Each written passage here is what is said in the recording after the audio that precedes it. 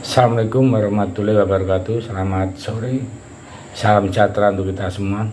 Salam rayu, salam untuk saudaraku yang ada di dalam maupun di luar negeri. Semoga sehat-sehat selalu, dan yang sakit mudah-mudahan cepat sembuh, dan yang bekerja mendapatkan rezeki yang berkah. Amin. Hari Minggu kemarin beredar di video viral itu di Twitter yang menampilkan sejumlah orang terpantau membagikan buku berjudul Dinasti Politik Keluarga Presiden Jokowi. Video tersebut diduga dalam kegiatan Car Free Day di Jalan Tamrin, Jakarta, yaitu pada hari Minggu 8 Oktober tahun 2023. Berdasarkan pantauan, pembagian buku tersebut terjadi di beberapa titik di kawasan Tamrin dan Sudirman, salah satunya dekat Bundaran HI. Buku yang dibagikan merupakan hasil fotokopi dari buku aslinya. Beberapa warga sedang berada di lokasi dan terlihat menerima buku tersebut. Sebagian terlihat langsung membaca buku tentang dinasti politik keluarga Jokowi yang berisi karya dari jurnalis hasil kolaborasi Tirto dan Kurawal Foundation yang isinya cerita tentang bagaimana Presiden Jokowi bereksperimen membangun dinasti politiknya. Hanya dalam 6 tahun anak dan menantu jadi wali kota, satu anak lagi jadi pengusaha. Nah, dinasti politik yang baru di lingkaran istana ini adalah suatu hal yang semacam tesis atau uji coba Presiden Jokowi akan seakan-akan menggunakan kekuasaannya.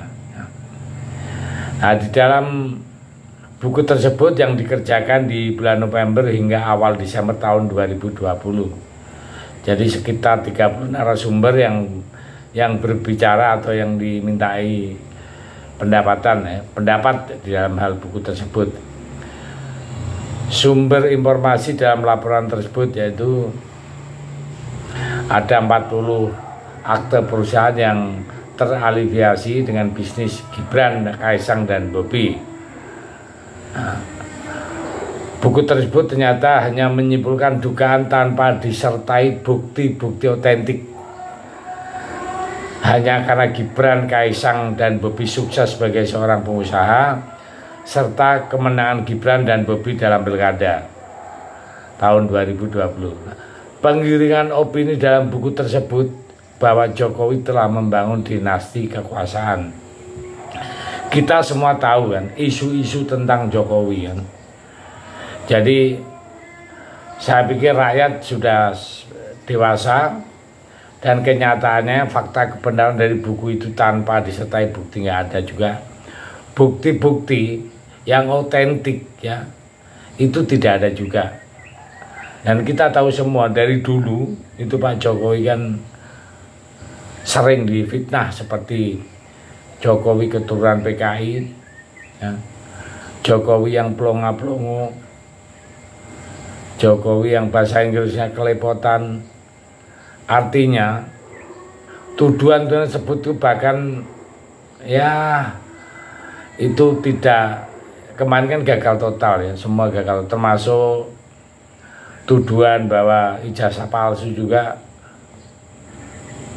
kita tahu semua. Bahkan lembaga-lembaga sekolah yang dimana Presiden Jokowi pernah sekolah telah membantah isu tersebut.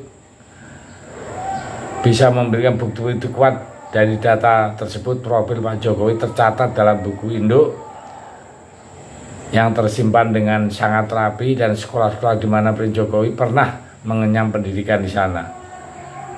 Nah, jadi singkat ceritanya bahwa Pak Jokowi itu terus digempur habis-habisan. Pasti punya maksud dan tujuan yang sangat jelek karena Jokowi itu kepengen membangun Indonesia,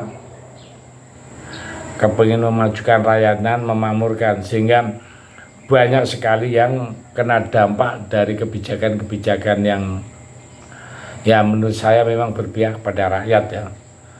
Nah, ada beberapa analisa ya, kenapa Jokowi diserang terus ya. Dari berbagai analisa ya, itu ada dua jawaban. Yang pertama adalah dendam politik yang harus dibayar oleh Joko Widodo sebagai presiden, karena seperti kita ketahui di era kepemimpinan Pak Jokowi 4 aset tambang raksasa kembali ke pangkuan Ibu Pertiwi. Tentu saja para oligarki dan jaringan-jaringan rentenya merasa frustasi karena tanah bahasanya diusir oleh Pak Jokowi. Mereka seolah tidak terima, lalu menghalalkan cara untuk menjatuhkan Presiden Jokowi. Mereka sangat begitu dendam karena acuan besar selama ini yang mereka keruk sesuka hati telah dimatikan oleh Pak Jokowi. Kelompok yang kedua adalah barisan para sakit hati.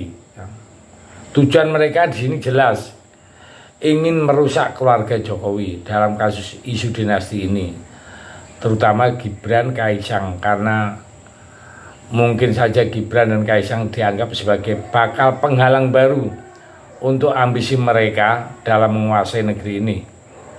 Kebencian yang menyeruak dalam diri mereka selalu juga menghalalkan dengan segala cara. Barisan sakit hati ini adalah orang-orang yang tersingkir, orang-orang yang tidak mendapat roti jabatan di era Presiden Joko Widodo. Ya memang tidak ikutan dalam Pilpres 2024 ke depan. Calon-calon kebanyakan sudah diperkirakan akan bertarung di Pilpres ke depan. Tapi kandidat-kandidat yang sudah jelaskan Pak Ganjar, Anies dan Prabowo itu adalah pion-pion. Di antara itu kan ada yang dijagokan oleh Pak Jokowi. Nah, disitulah tujuan intinya. Kenapa sekarang dinasti Jokowi itu digempur habis-habisan, agar supaya dengan kredibilitasnya Pak Jokowi turun rendah, yang diharapkan dari para provokator dan pada sakit hati ini, rakyat akan berpihak dengan yang kontra Jokowi itu loh. Jadi maksudnya kalau yang kontra kan bisa diatur itu. Nah, sementara jagonya Jokowi pasti akan sama dengan Jokowi, susah diatur dan sama dengan segala tindak lanjutnya mirip. Maka dari itu dia berusaha sekuat tenaga dengan segala cara dilakukan.